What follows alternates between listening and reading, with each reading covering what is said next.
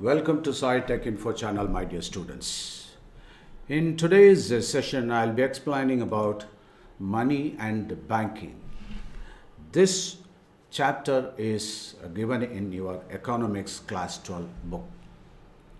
Now, let us proceed with the important contents of this topic. Barter system. Here, we'll be explaining about the barter system and drawbacks. Money, how it is evolved, and what are the various definitions like legal definition and functional definition.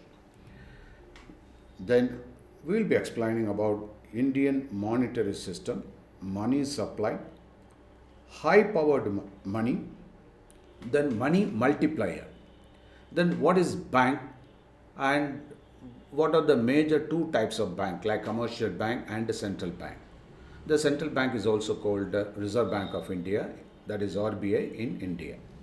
And what are the functions, how the money is created in commercial bank. So all these topics, subtopics will be discussed under bank.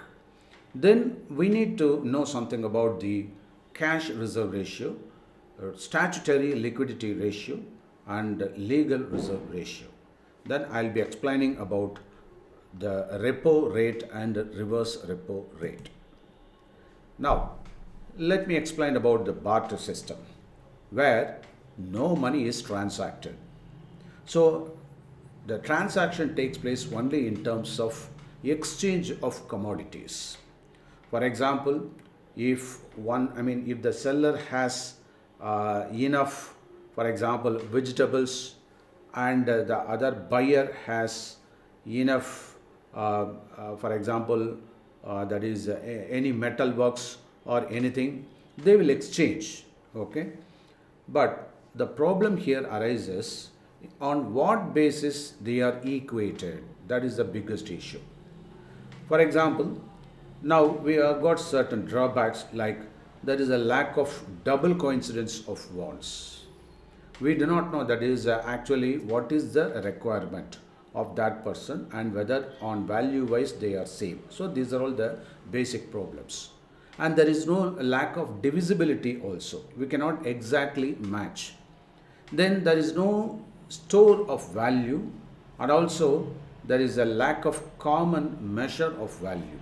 There is no common standards for any deferred payment. In case of any delay in payment or defer in payment, how this has to be compensated. So all these things are not included in barter system.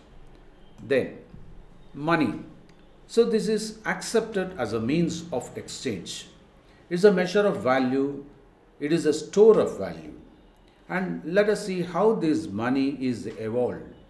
As we already discussed under a barter system, it is the commodity money. Then people used leather, animal leather, so as exchange of money also.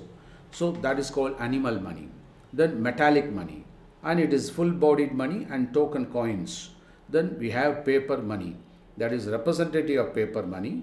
Then convertible paper money and non-convertible paper money. So we will be explaining one by one later in the subsequent slides.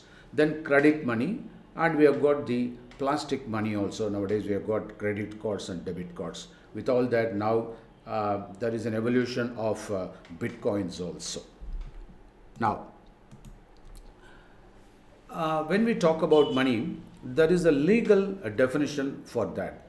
For example, it is a legal power to act as a medium of exchange and to discharge debt. It is the legal tender money. In fact, it is called a flat money. It is the order of authority of the government. And there is a non-legal tender money also, that is known as fiduciary money.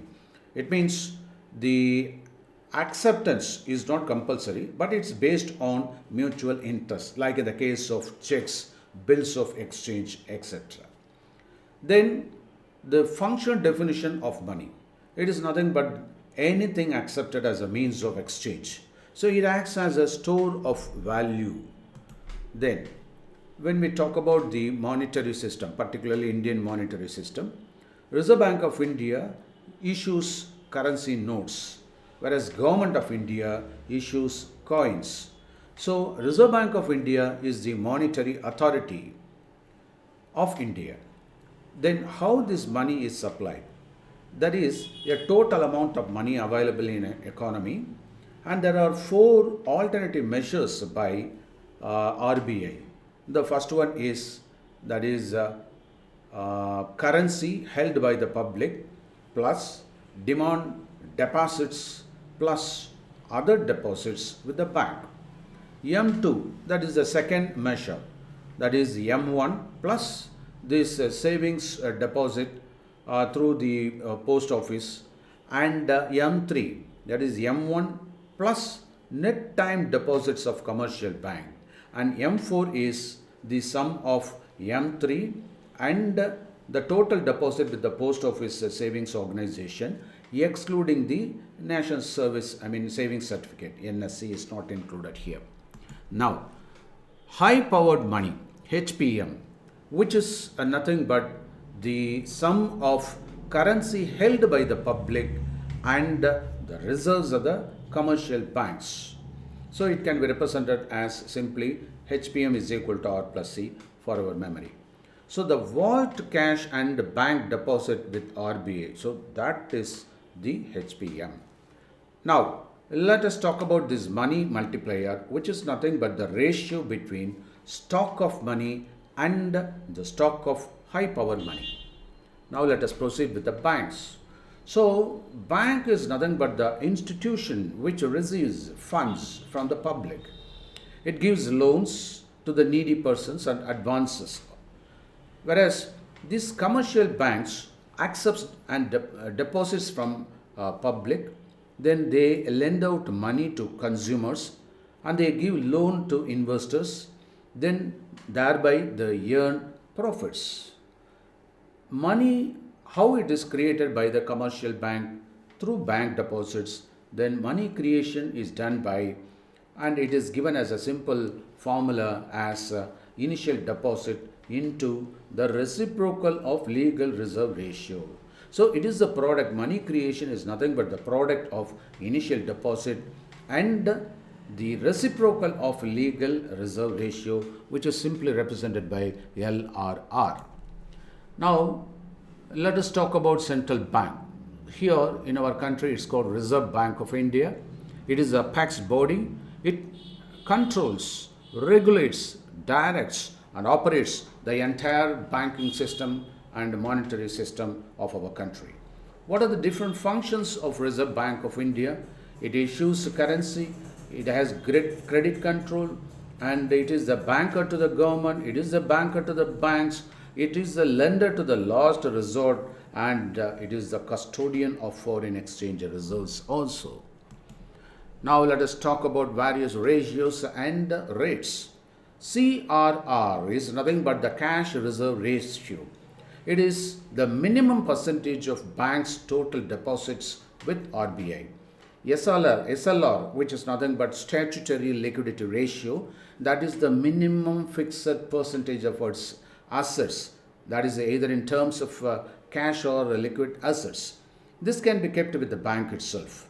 LRR, it is the legal reserve ratio, which is the sum of cash reserve ratio and statutory liquidity ratio.